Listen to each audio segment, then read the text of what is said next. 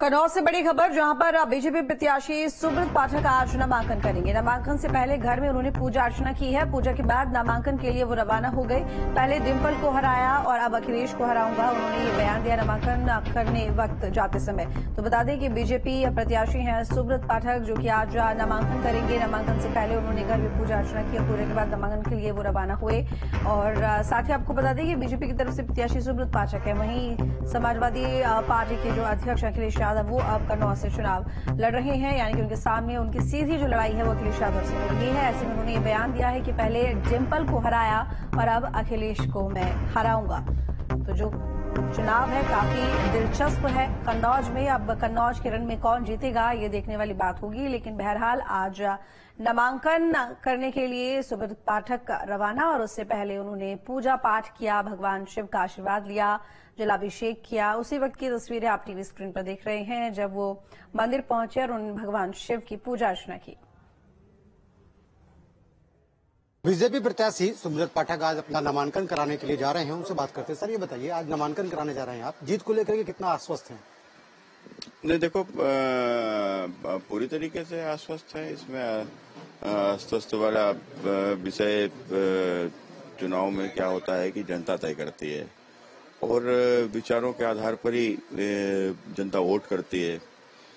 इस चुनाव का मुद्दा मोदी है। हम लोगों के लिए है कि मोदी को फिर से देश का प्रधानमंत्री बनाओ, और विरोधियों के लिए है कि मोदी को प्रधानमंत्री न बनने दो, राहुल गांधी को प्रधानमंत्री बनाओ। तो मुद्दा मोदी है, तो इसलिए मैं समझता हूं कि यहाँ की जनता मोदी जी को बहुत भरोसा करती है, मोदी जी से बहुत प्यार करती है कि यहाँ के लोगों को पहली बार प्रधानमंत्री नरेंद्र मोदी जी के आने के बाद में केंद्र सरकार की योजनाओं का लाभ मिला है। इससे पहले तो नेताओं की जेबों में चला जाता था, भ्रष्टाचार की भेंट चढ़ जाता था। खुद ही राजीव गांधी कहते थे हम 100 रुपया ऊपर से भेजते हैं तो नीचे तक 15 पैसा पहुंचता है, तो 85 पैसा कहाँ चला जाता था। आज मोदी जी ने उस भ्रष्टाचार बेईमानी को रोक दिया, तो आज पूरा पैसा नीचे आ रहा है। तो नीचे आ रहा तो उसका सीधा लाभ दिखाई पड़ रहा है। गरीब का मकान बन रहा है, उसका आवास बन रहा है, उसका शौचालय बन रहा है, उज्ज्वला योजना का कनेक्शन मिल रहा है, हर घर तक नल से पानी पहुंच रहा है। हजारों गांव छूट गए थे, वहां बिजली पहुंच गई है। जहां बिजली पहुंची भी थी, गरीब के घर पे अंधेरा रहता था, उसके घर बिजली का कनेक्शन भी हो गया है। तो आयुष्मान कार्ड से उसके इलाज की भी व्यवस्था है। अब उसको बीमार हो जाने पर मृत्यु का भय नहीं रहता, या उसको जो है अपना जमीन बिकने का डर नहीं रहता। तो कुल मिलाकर ये सब एक बहुत बड़ा परिवर्तन मोदी जी के आने से आम लोगों के जीवन में हुआ है। समाजवादी पार्टी का कन्नौज को गढ़ माना जाता था, वो लगातार अपनी परंपरागत सीट मानते हुए चल रहे थे। आपने इसमें सेंधमारी नहीं, बल्कि आपने उस किले को ढहाने का काम किया डिंपल यादव को हरा करके। अब ऐसी कौन सी मजबूरी अखिलेश यादव के सामने आ गई कि पहले उन्होंने पत्नी को टिकट नहीं दिया, फिर चचेरे भाई को उतारा, उसको हटा दिया, वो खुद मैदान में? क्या लगता है उन्हें? देखो, क्या है कि अखिलेश यादव का ये गढ़ था, तो समाजवादी पार्टी का गढ़ था, और ये मेरा घर है और हमेशा रहेगा। मेरे पूर्वजों से हम लोग यहीं के ऊपर रह रहे हैं। मेरी 16 पीढ़ी का हम लोगों को अपना इतिहास पता है, तो तो हम यहीं पर हैं, इसी मोहल्ले में ही हैं। तो कुल मिलाकर ये हमारा घर है। और जो पहली बार शायद मुझे लगता है कि इस कन्नौज शहर से या कन्नौज के आसपास से कोई व्यक्ति चुनाव ही लड़ा हुआ है, तो लोग चुनाव ही नहीं लड़ते थे। एक सन 77 में जरूर छिबरामऊ से स्वर्गीय श्री राम प्रकाश त्रिपाठी जी, जो यहाँ पर वो भारतीय जनता पार्टी से उस समय पर जनता पार्टी थी, जब भारतीय जनता पार्टी नहीं थी, तो चुनाव लड़े थे। तो उसके बाद से कोई भाजपा से भी किसी को टिकट होती थी तो कोई बाहर से ही आता था।